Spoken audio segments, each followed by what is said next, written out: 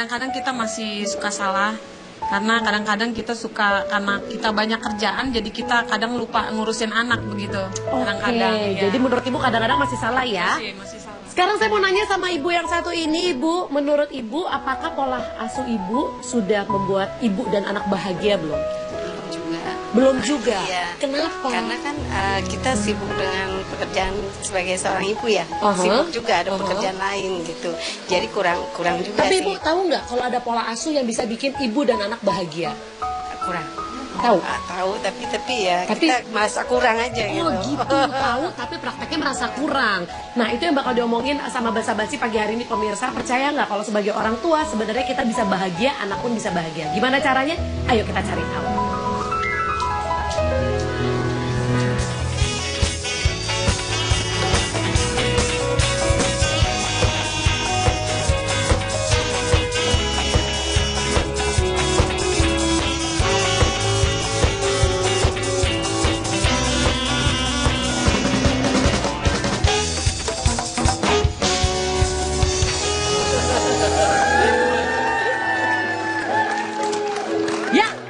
Itu dia tadi. Jangan cengak-cengak. Sebentar ya, agak ngos-ngosan nih lari dari ruang makeup ke sini. Seperti tadi kita ngobrol, sebenarnya sebagai orang tua kita tuh sadar kalau kita itu belum memberikan yang terbaik. Kita masih sering marah-marah, pun sadar marah-marah atau reaksinya kerap kali tidak sesuai dengan tempatnya. Betul sekali, apalagi kan kalau kita pernah jadi anak. Terus sekarang kita menjadi orang tua, artinya dua fase yang berbeda, tapi akhirnya saling ngedukung. Kalau kita diperlakukan kurang baik pada saat kita jadi anak, ada kalanya kita harus merubah itu kan. Betul. Ketika kita punya anak. Yes. Yang kita pikir sudah benar pun mengasuh anak ternyata masih salah. Benar. Ya kan? Itu yang lo alamin kan? Iya benar-benar Pak, beneran. Iya kan? Entah kenapa Gua juga sama sih kita merasa sebagai orang tua membentak, berteriak itu adalah hal yang wajar. Namanya juga orang tua, kita ingin mendisiplinkan anak. Nanti kita akan membahas itu semua, tapi sebelumnya kita ingin lagi-lagi mengajak, mengundang untuk semua pemirsa basa-basi yang ada di rumah atau dimanapun Anda berada untuk membantu saudara-saudara kita yang membutuhkan. Betul sekali, ada nomor rekening yang tertera di bawah layar kaca Anda yang bisa menjadi tujuan dari donasi Anda untuk membantu saudara-saudara kita yang kebetulan pada saat ini terkena musibah asap Ya, di Indonesia ya. Oke, dari tadi bintang tamunya sudah duduk, belum saya perkenalkan, boleh minta tepuk tangan untuk mereka. Di sini ada Ivi Batuta datang dengan kedua anaknya. Hai, selamat pagi. Pagi. Hai. Kemudian juga ada Tommy Kurniawan dan istri Mbak Tania di sini. Selamat datang. Boleh tepuk tangannya dulu biar semangat ya. Nanti kita akan ngobrol, tapi sekarang lihat dulu. Ini sebuah tayangan tentang conscious parenting.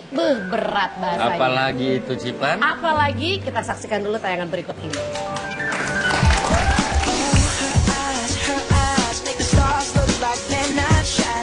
Pemirsa basa-basi, sudahkah pemirsa menjadi orang tua yang baik untuk buah hati Anda? Sudah benarkah cara kita mengasuh dan mendampingi mereka? Pertanyaan ini sering kali muncul di benak para pemirsa. Kali ini, Basa-basi akan membahas tentang conscious parenting. Pemirsa pasti masih bingung dengan sebutan ini. Tapi, jika tentang pola pengasuhan anak yang introspektif, yang lebih menekankan kerjasama antara orang tua dan anak, mungkin para orang tua di rumah sudah banyak yang melakukannya ya. Jauh dari konsep tradisional tentang parenting yang menekankan kedisiplinan dan kontrol pada anak, conscious parenting merupakan konsep menjalin kerjasama dan ikatan batin yang lebih harmonis antara orang tua dan anak. Menjadi orang tua yang baik adalah sebuah proses belajar yang tak pernah berhenti. Jadi berusahalah mengerti keinginan anak untuk menjadi orang tua yang lebih baik. Bagaimana mempraktikkan conscious parenting secara sederhana dalam hidup sehari-hari bersama anak ya? Temukan jawabannya hanya di Basa-basi, bahas sana, bahas sini.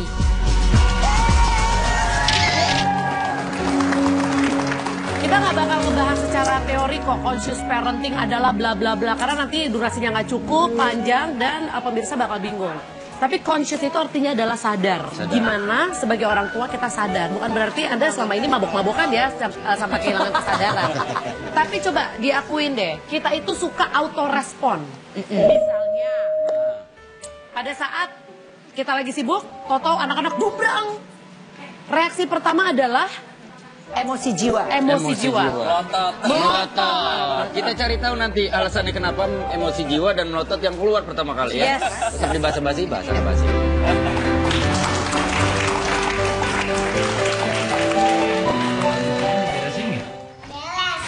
Beresinnya gimana? Oh gitu. Terus? Habis? Coba bisa nggak beresin? Bisa.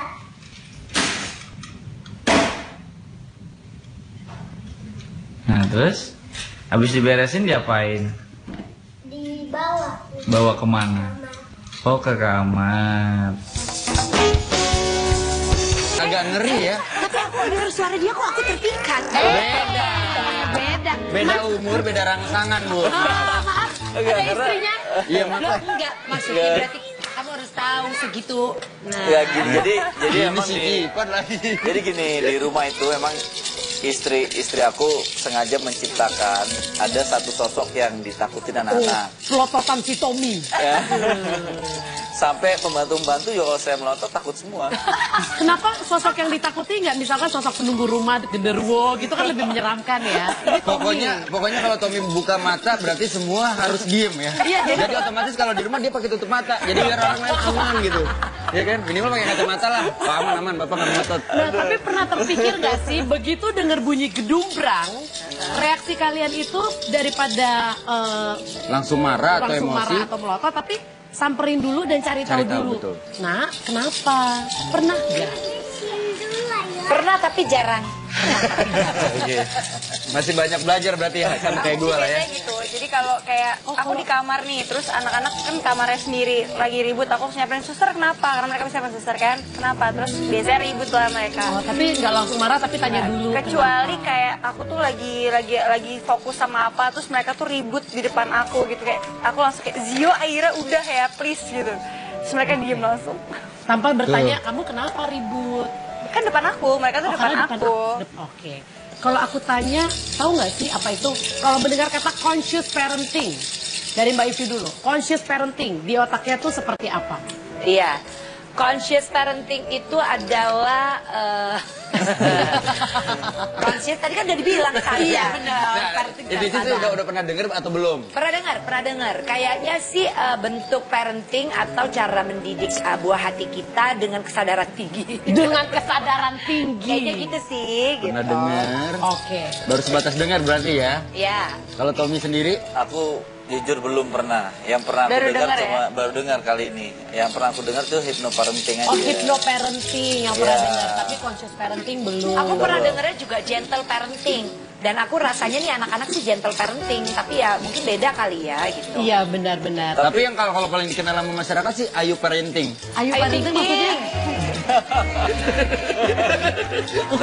tapi gini loh, ngurus anak itu juga penuh dengan trik ya. Jadi emang ada istilah-istilah gitu. Jadi ya trik gitu bagaimana setiap kasus itu kan pasti berbeda. Ada anak misalkan di mall dia minta sesuatu, terus kalau nggak dikasih nangis sampai guling-guling segala macam. Ngalamin?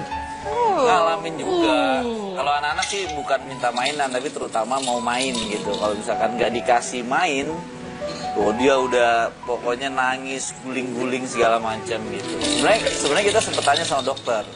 Dokter bilang diemin saja sampai capek. Diemin aja sampai capek. Setelah itu baru dikasih pengertian pada saat dia tenang. Tinggal aja. Tapi kan kita sebagai orang tua kalau di mall malu kan, rame-rame segala macam gitu. Nah, walhasil kita kasih tahu. Tapi kalau udah nggak bisa juga, Dibawa sambil dipelototin. Bawa ke mobil. baru mobil langsung pulang. Oh, oke. Kirain lu nya langsung berubah jadi Hulk. Diem enggak lo? Nah, sebenarnya ini permasalahan-permasalahan yang sering terjadi. Umum banget terjadi. Tapi kali ini kita pengen mencoba membuka satu wawasan baru. Tahu nggak sih kalau ternyata kita bisa loh menjadi orang tua tanpa melotot, tanpa nada tinggi, dan tetap menghasilkan anak-anak dengan disiplin yang tinggi. Bisa gitu ya? Bisa. Inilah conscious parenting. Makanya sekarang saya akan langsung mengundang salah seorang psikolog yang akan menjadi narasumber kita. Beri tepuk tangan untuk Mbak Ajeng Raffiando.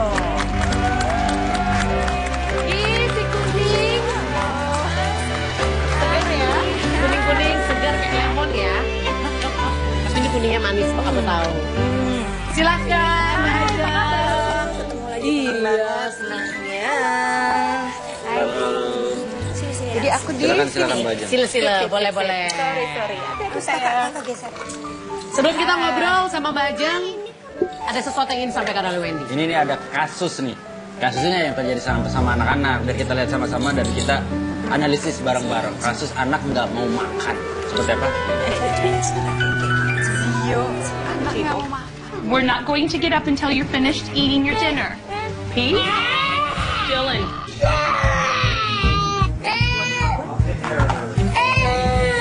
That is unacceptable. You do not dump your food out.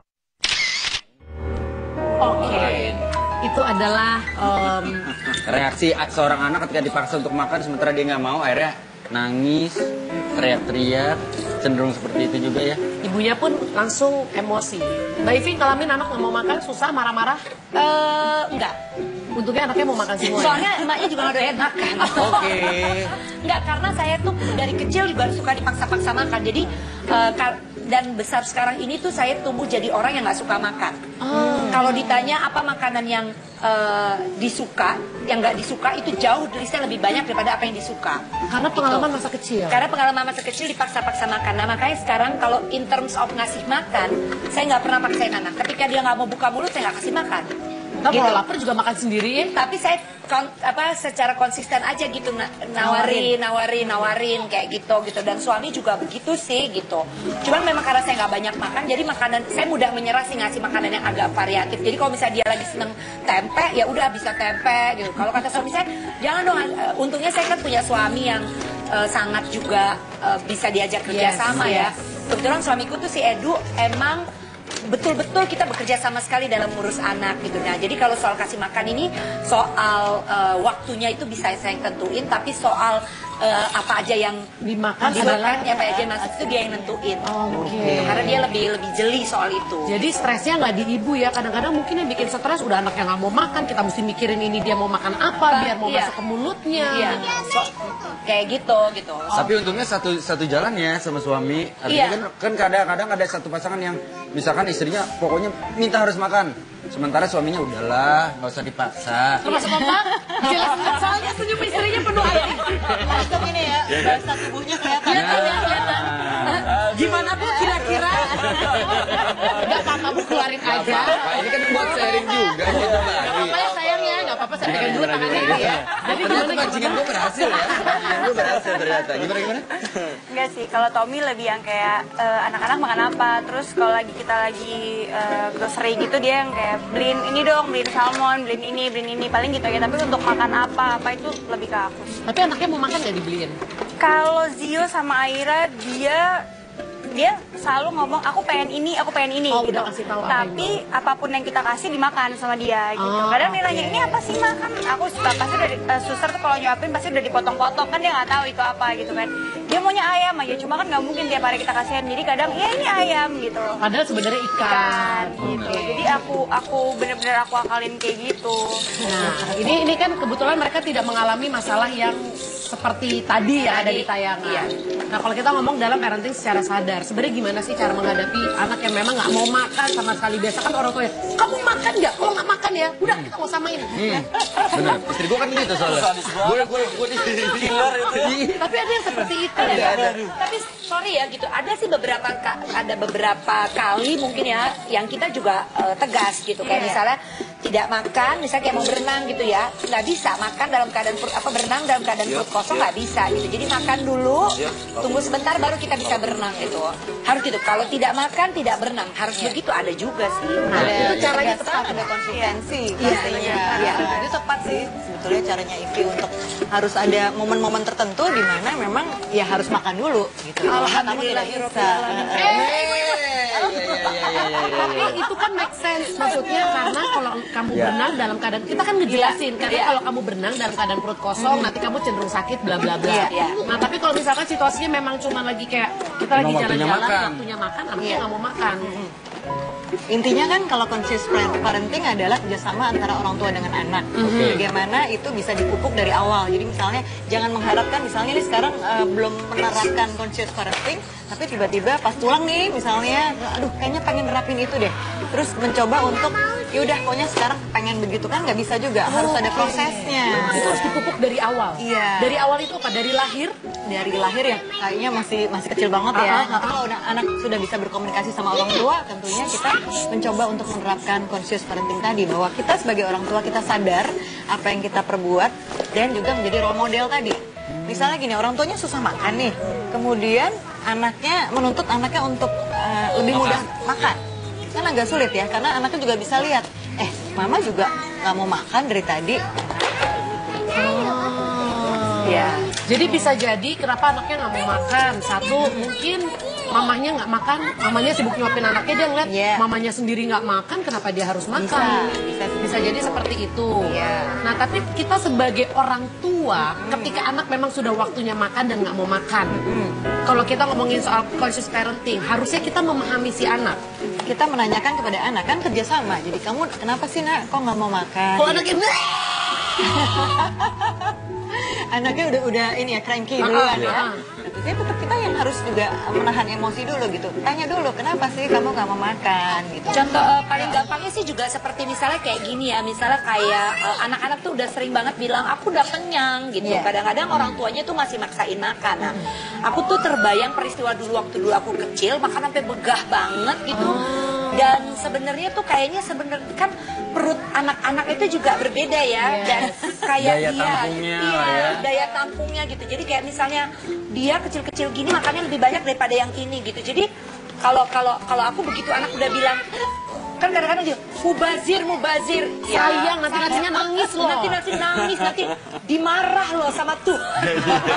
Kayak tega banget ya sampai kayak gitu. Kalau aku sih alhamdulillah nggak pernah kayak begitu ke anak gitu ya. Maksudnya begitu anak-anak bilang kenyang, kalau masih bisa aku rayu gini, ini tapi tinggal 2 sendok lagi, tapi aku udah kenyang, dengan muka yang bener-bener aku udah kenyang, berhenti.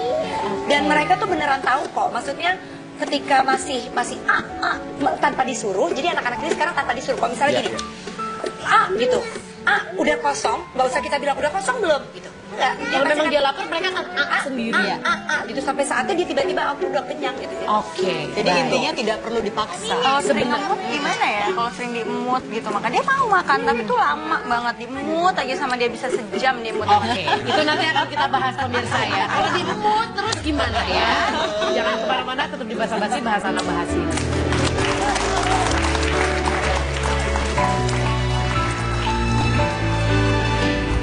Kak, ayo bangun. Pinter.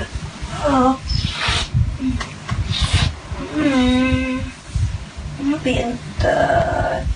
Coba kita lihat rambutnya kakak. Adek. Aduh, rambutnya berantakan. Yuk, kamu siapa mau bangun duluan? Oke. Satu-satu, tapi nggak usah digendong ya. Langsung jalan ke kamar mandi, terus kita mandi. Pintar.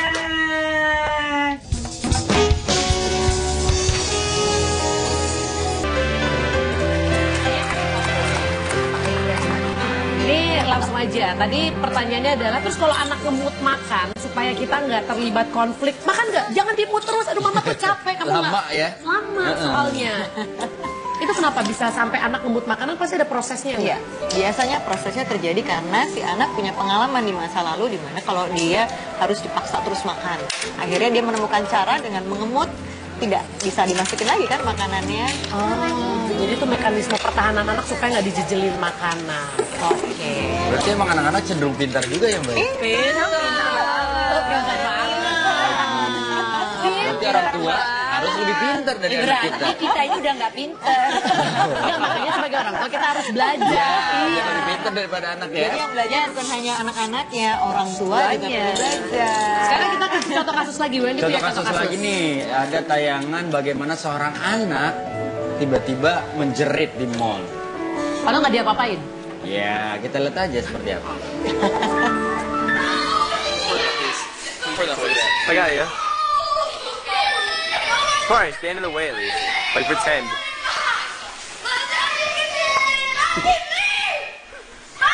Boy, you're such a silly man. I'm not doing this all day, buddy.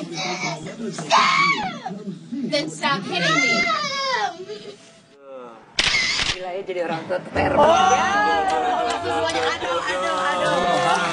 Gio, tolong kamu jangan seperti itu, sayang. Tommy, kalau Gio masih bisa digendong, itu udah segede gitu, lu gendong gimana ke mobil gue aja. Kalau gue ngalaminnya di mall, Mbak. Bukan di mall, sorry, di pesawat justru. Pas mau take off. Anak lu mau turun? Anak gue menjerit-menjerit, nangis sekencang-kencangnya dan teriak-teriak yang sementara saya fobia tinggi, fobia naik pesawat. Terus anak saya nangis dari awal, wah, turun, jatuh pesawatnya. Nah itu dia, sampai ada bule di situ ya, dari yang cuma ngeliat biasa sampai, tatapannya udah. Akhirnya, ya gue salah sih ya. Akhirnya gue untuk berusaha mendiamkan waktu itu sampai yang maaf banget, untungnya waktu itu sempat ngebahas juga di bahasa-bahasa, udah minta maaf juga si Maudi, sempat nyubit Mbak, karena saking bingungnya harus gimana nih cara mendiamkan anak ini. Calm down-nya pusing ya, maksudnya ketika anak tantrum, terus banyak banyak pemirsa, banyak mata memandang. Malu ya, malu. Sebenarnya lebih ke malu atau lebih kemana tuh sebenarnya anak tantrum? Karena kan sebenarnya wajar juga sebenarnya, anak-anak kan wajar pengen nangis, pengen ketawa ya. Hak mereka sih. Tekanan dari lingkungan tadi yang biasanya membuat orang jadinya panik ya. Orang tua pasti panik. Oke, ini saya yakin ada orang tua yang lagi nonton. Iya lu enak aja ngebahas secara teori, nanti kalau prakteknya juga emang lu pikir gampang. Ibu kecil betul. Jadi orang tua harus sabar. Lu nggak tahu kalau udah suami bikin pusing, kurang duit, ya. Jalan di mall anak minta mainan banyak ya kan, duit nggak ada, teriak, emaknya juga teriak ya kadang. Jadi bisa jadi, nah oke, kita ngebahas soal tantrum dulu deh. Itu kita lihat kan udah segede-gede gitu masih tantrum. Apakah karena orang tuanya terlalu permisif makanya anaknya semakin menjadi, atau justru karena orang tuanya terlalu terlalu mengontrol akhirnya anaknya seperti itu tuh yang mana tuh? Bisa jadi memang anak tidak dibiasakan untuk mengekspresikan dirinya dengan tepat. Tidak dibiasakan mengekspresikan dirinya dengan tepat. Iya. Nah ini contohnya nih, contoh. Misalnya, cara kalau mau minta mainan tuh harusnya gimana sih? Gitu. Oh nggak diajari. Iya. Bisa jadi itu yang terjadi sama anak. Kenapa sih dia sampai yang wah? Dan dia harus tahu bahwa cara seperti itu tidak akan berhasil. Iya. Itu kuncinya. Cara kamu mau guling-guling, mau marah, mau nangis Bombay, nggak akan berhasil. Kalau itu sekali aja orang tua misalnya nih karena tekanan lingkungan tadi, maksudnya aduh malu nih sama orang-orang, ya udah sini mama beliin, ya kan? Kecenderungan orang tua akan cari cara instan untuk menutupi rasa malu ketika Jadi di dalam sebenarnya cara yang kita lakukan bukan menyelesaikan masalah si anak, iya, dia nggak menyelesaikan, betul. Ketika kita memenuhi kemauan dia, berarti salah sebenarnya. Salah, karena anak belajar bahwa dengan cara tantrum tadi dia memperoleh apa yang dia inginkan. Nggak bisa. Harus kasih pengertian kali ya. Betul. Jadi apakah seorang anak itu sebelum mencapai level tantrum sebenarnya mereka itu udah, maksudnya gini, aku cuma mau nanya apakah anak-anak itu pasti langsung ada yang langsung tantrum atau sebenarnya tantrum ini sebenarnya adalah setelah rangkaian beberapa kejadian baru dia tantrum? Sebetulnya kalau kita bicara usia perkembangan anak, di mana usia 2 sampai 5 tahun itu normal anak tantrum. Normal anak tantrum. Tapi kalau kita tadi lihat tayangan Viti, di mana udah umur berapa itu? 9, 10 gitu ya, sudah cukup harusnya bisa mengendalikan perilakunya. Tapi tidak terjadi, kenapa? Berarti periode di mana di usia anak 2 sampai 5 tahun, di mana tantrum tadi harusnya diatasi dengan tepat oleh orang tua, itu tidak terjadi sehingga akan terbawa hingga besar. Kita contoh, misalnya lu tantrum. Harus contoh nyata, misalnya. Ya, tapi kan sampai 5 tahun. Jadi gimana kalau misalkan anak tantrum misalkan? Tantrum, oke. Teriak-teriak nih ya. Ya udah saya contohin, nggak apa-apa ya, saya jadi bayinya ya. Mama, mau boneka.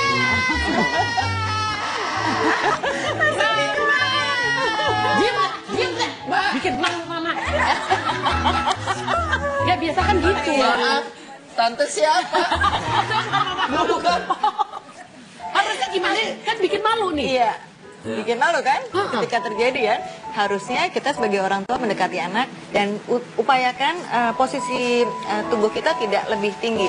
Kecenderungan kalau kita lebih tinggi, misalnya nih kita berdiri nih, anaknya kan kecil dong ya. Misalkan kita gitu, terus aku Oh, jangan kayak begitu. Intimidasi ya jadinya ya. Itu ada proses di mana kita juga merasa berkuasa. Berkuasa berarti kita bisa melakukan tindakan tanpa introspeksi. Ya kan? Kita harus lebih rendah. Bukan, kita menyamakan diri kita dengan level anak kita. Oh, eye level. Yes. Oke. Berarti kalau anak kita nangisnya tiarap-tiarap gitu, berarti kita harus tiduran juga. Bukan, kita berusaha untuk meraih anak kita. Kita rangkul Yuk, dulu ya. kita ngobrol dulu yuk. Kenapa sayang? Kamu kepengen apa sih? Bagusnya di situ juga atau kita bawa ke tempat yang agak lebih sepi, Mbak? Ke kuburan misalnya gitu. Bukan. Maksudnya biar orang juga nggak ngeliat ketika kita. Iya.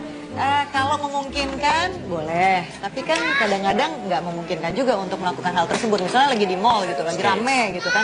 Kan tujuan anak adalah mendapatkan atensi, mendapatkan perhatian. Makin rame yang ngeliatin buat anak mungkin mungkin bisa dapat apa yang dia mau kan. Ya udah, kita di situ bagaimana kita bisa menahan diri, kontrolnya. Kalau udah kayak gitu, ingat ya, tarik nafas dulu. Oke, ya. Tarik nafas. Oke. Sini. Ini namanya Jadi, orang tua yang sadar. Kalau anak tantrum, bukan misalkan ada biasa anak tantrum guling-guling, udah mama tinggal ya. Itu malah memperparah keadaan. Biasanya kan tergantung anaknya nih. Anaknya punya pengalaman begitu nggak? Kalau dia udah biasa bahwa ibunya akan pergi, berarti kan nggak berhasil. Jadi lebih baik adalah anaknya kita eye level. Kita dulu, yuk. Oke, kalau kamu nggak mau, mama nggak akan ada di sini terus nih untuk kamu mau nangis terus mau berapa lama? Oke, Ya kan? baik. Oke. Nanti kita akan balik lagi ya Wendy ya. Iya. Jangan kemana-mana ya, tetap di basa-basi.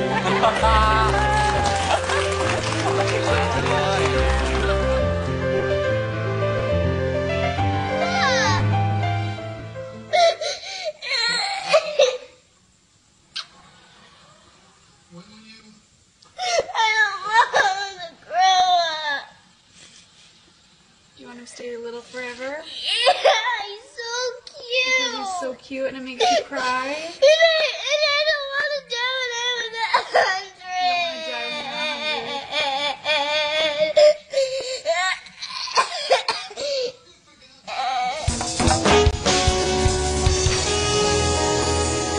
Ini memang sebenarnya durasi 1 jam ngebahas soal conscious parenting atau gimana caranya orang tua happy, anak happy itu nggak gampang. Karena memang sih secara praktek itu tidak mudah. Apalagi kita sebagai orang tua peran kita ganda, udah harus kerja, ngurus rumah, kemudian mungkin ada konflik di kantor sama suami, anak berulah. Aduh, kan lihat dia dia langsung kebayangin. Ada kebayang ya? Langsung kelas break gitu. Kalau lagi pusing, kadang-kadang juga segala macam anak-anak dia papa ini. Langsung, sayang tolong deh sayang tolong aku suruh anak-anak bawa ke kamar supaya saya tenang. Tapi itu benar loh, bahwa ketika kita pulang membawa masalah dari kantor ataupun dari luar rumah, tenangkan diri dulu ketika masuk rumah, sehingga tidak terpancing dengan kondisi rumah yang Karena mungkin lagi katanya, kurang nyaman juga. Kerap kali ketika kita memarahi anak, sebenarnya kita marah itu bukan perilaku anak, tapi yang kita luapkan hanya emosi kekesalan kita. Yes. Tapi bukan karena si anak ini. Oke? Betul sekali. Dan kadang-kadang juga gini, saya nih sebagai orang tua ya, kadang-kadang sadar.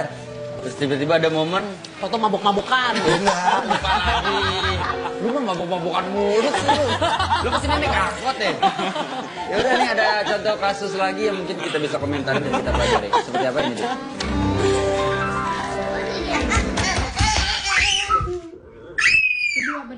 Berdua. Kenapa sih Dede nggak mau bagi sama kakak? Kakak ada Mayana, ini nak. Ayo bareng-bareng. Gabung. Tinggal satu perak. Tuh kan, kakak pergi kan. Ini kan kamar kakak. Kok kakak yang pergi? Kan kamar kakak. Oh, udah Dede mainin ya? Ya janganlah. Bagi lah. Ih, kok Dede seneng? Bagi kakaknya, kasihan kakaknya nangis. Dede, kakak. Sini yuk sama bunda yuk, Beta yuk. Sini. Gak boleh nangis. Nih kakak satu. Anak siapa itu? Coba anak siapa itu? Jahil banget. Iya. Jadi Jadi mereka itu baca skrip itu sampai akhirnya tag itu sekitar. Enak aja acting itu beneran. Tapi kelihatannya istrinya sabar ya kayaknya ya. Ya istri gue termasuk yang sangat sabar. Ya seperti tadi gue bilang, ada masanya ketika apalagi ruang belajar gue adalah salah satunya adalah bahasa basi ya. Benar, thank you banget ya bahasa basi. Ketika gue belajar di sini membahas tentang parenting, pulang itu langsung gue praktekin, bang begitu udah nggak ngebahas masalah parenting, dang. Hilang lagi lupa ya. Jadi pulang kerja misalkan pengen ngapain segala macam, kakak, dedek, udah ya jangan di sini, please jangan di sini, bunda tolong. Seperti itu biasanya. Sama kayak agak ada penyesalan sih sebenarnya, cuma kita nggak bisa pungkiri nih ada masa ketika kita memang bisa benar-benar secara konsis ngedidik anak dengan baik. Tapi ada juga masa ketika kayaknya anak juga memang harus mengerti kondisi kita nih. Supaya happy parents tentunya kita harus punya waktu juga buat diri sendiri kan. Betul. Harus ada me time-nya juga, termasuk ketika kita didera banyak masalah, lagi stres, lagi nggak bisa fokus. Ya udah, tarik diri dulu, tenangkan, misalnya 30 menit aja cukup lah gitu ya, misalnya mandi dulu ya, tenangkan diri, relax dulu. Kalau bapak enak, bu tolong anaknya dibawa. Kalau kayak Ivi, ibunya yang bekerja pulang capek, dia suruh anaknya bawa siapa? Bawa diri sendiri dong. Ya. Oke, nanti kita bakal bahas lagi ya pemirsa ya. Kira-kira gimana solusinya? Misalnya nih kita pulang kerja capek, ngeliat anak lagi berantem, kita butuh tenangin diri, tapi anak berantem. Masa kita, udah biarin dulu deh, gue tenangin diri dulu deh. Gak mungkin kan? Nggak ada orang lain lagi yang harus kita kasih tanggung jawab ya. Benar, nanti kita bakal bahas semuanya. Jangan kemana-mana, tetap di Bahasa Basi, bahasa Arab di sini.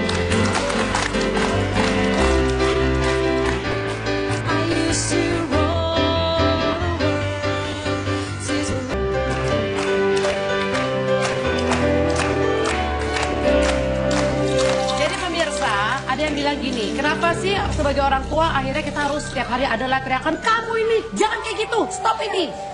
Katanya ketika kita merasa anak kita bereaksi marah, sedih, atau nakal banget, tidak sesuai dengan porsinya, bisa jadi mereka belajar dari kita sebagai orang tua. Ya. Karena mungkin kerap kali kita memperlihatkan kepada mereka cara marah, cara mengekspresikan yang tidak tepat juga. Betul. Mereka ikut-ikut ya. Ini jadi mesti gimana deh? Iya, harusnya gimana sih beneran ini bingung. Harus tetap semangat. Jadi orang tuh harus tetap tidak boleh menyerah dalam mendidik anak. Emang harus belajar ya? Iya. Ketika kita, misalkan ketika akhirnya dia melakukan sesuatu dan akhirnya ketika kita bercermin, oh iya ya dia itu kita banget. Tapi kan juga kita sadar bahwa sebenarnya itu salah. Iya. Kita Jadi harus let it go Iya. atau yang tetap harus dirubah. Dari dulu kata lu Elsa. Dia kan kolak. Oke. Jadi ketika kita bisa bercermin pada anak, misalnya cara kita kalau marah sama anak teriak-teriak nih, kamu nih kalau misalnya dikasih tahu sama papa nggak mau dengar, misalnya gitu. Terus kamu nggak boleh teriak-teriak ya, karena mungkin kita berkaca anak kita bereaksinya berteriak. Padahal kita sebagai orang tua ketika memberitahu pun berteriak. Nah, ketika proses introspeksi tadi terjadi, kita merefleksikan diri, oh ya ampun, anak saya itu berteriak karena saya pun ngasih taunya berteriak. Jadi apa yang harus dilakukan? Kita dekatin anak kita minta maaf, balik lagi ya, levelnya harus sama gitu. Maaf ya, tadi papa ngasih tahu kamu sambil teriak-teriak, padahal harusnya kita kalau marah itu tidak perlu teriak-teriak. Nah, bagaimana cara menghilangkan gengsi orang tua untuk minta maaf? Harus sering ikut bahasa basi, Pak. Beneran.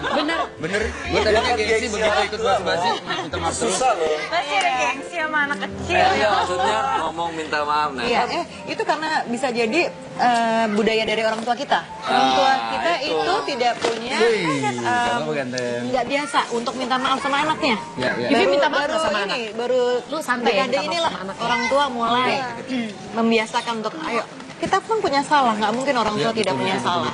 Bagaimana kita mau mengakui itu akan membuat nih, aku kasih tahu ya, manfaat besarnya adalah ketika anak kita sudah cukup dewasa, dia akan juga terbiasa untuk minta maaf. Kalau dia bersalah, dia akan minta maaf. jadi berpikirnya lebih Panjang. Hilangkan gengsi itu. Betul. Pak Demi masa panjang. Harus Pak, harus. Emang harus. Tapi berarti harus rajin-rajin datang ke basa-basi ya. Iya benar. Jadi biar Kita bisa minta bawa jangan maaf. jadi orang tua beneran. Ini pulang ke rumah pasti minta maaf juga nih kita sama anak kita nih. Oke, jadi jangan berteriak. Iya. Kemudian juga kita harus aware sama perasaan anak ya. Iya. Kita kayak misalkan mama aku sedih, ngapain sih gitu aja disedihin. Nah, kita harus cari tahu ya. Iya, ini Jangan mengabaikan sampai juga- pendapat. Biasanya orang tua seringkali melakukan half listening syndrome. Artinya? Artinya adalah kita hanya separuh mendengarkan karena kita sibuk melakukan hal yang lain. Misalnya nih, kalau misalnya di rumah lagi masak, terus anaknya ngajak ngobrol, kecenderungannya kan, iya, nanti mama iniin deh. Iya, mama tahu kok, gitu. Tanpa melihat anak, tanpa menengok pun, itu namanya mengabaikan pendapat anak kan? Harusnya kita stop dulu masaknya. Ya, sebentar dulu, gitu. Kalau enggak apa-apa, jangan berhentiin dulu masaknya. Nak, boleh nggak? Nanti kita ngobrol ya setelah selesai masak. Oke, iya. masih panjang banget ini. Mohon maaf nih Mbak Ajeng nih, pembahasan masih panjang banget. Cuma Power Ranger di depan udah ngajak berubah mulu. Habis Pak durasi Iya, kita. durasi habis. Sebenarnya nanya lu banyak banget. Iya benar, karena Nanti kita bahas sebenarnya lagi kali ya. ternyata anak itu kalau bereaksi berlebihan karena dia terbiasa diabaikan perasaannya sampai akhirnya mereka melipat gandakan reaksinya supaya kita memperhatikan mereka. That's right. Udah habis sudah closing deh. Udah, maaf ya buat anak-anak kita semua kalau kita punya salah ya. Ntar di rumah kita ngobrol lagi ya, lebih dalam lagi ya. Jangan kemana-mana, besok kita ketemu lagi ngobrol jam 10 sampai jam 11 aja di Batu-Batu. Bye.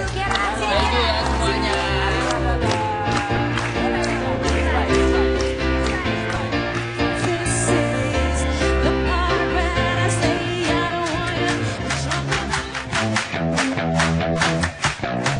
Setiap negara pasti memiliki kebiasaan yang berbeda dalam mendidik anak yang diturunkan dari para nenek moyang mereka terdahulu. Cara mendidik anak pasti berbeda di tiap daerah. Berikut Basa Basi telah merangkum beberapa cara unik mendidik anak di beberapa negara. Pesta sebelum sekolah dimulai. Di Jerman, biasanya diadakan pesta penyambutan hari pertama masuk sekolah yang disebut Schulanfangfeiern. Dan pada hari pertama sekolah, si anak akan diantarkan oleh orang tua atau kakek neneknya ke sekolah.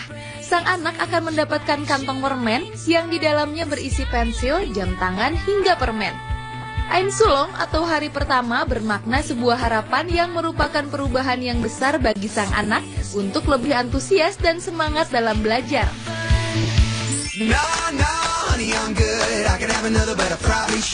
Menomorsatukan prestasi akademik. Di Tiongkok, sebagian besar ibu keturunan Tionghoa percaya bahwa jika anak-anak mereka menjadi siswa yang terbaik dengan prestasi akademik, akan mencerminkan orang tua yang sukses. Anak-anak diharuskan membuat target juara dan bila target itu tercapai, mereka diberi hadiah. Orang tua Tionghoa menghabiskan 10 kali lebih lama waktunya untuk terlibat dan memantau aktivitas akademik buah hati mereka.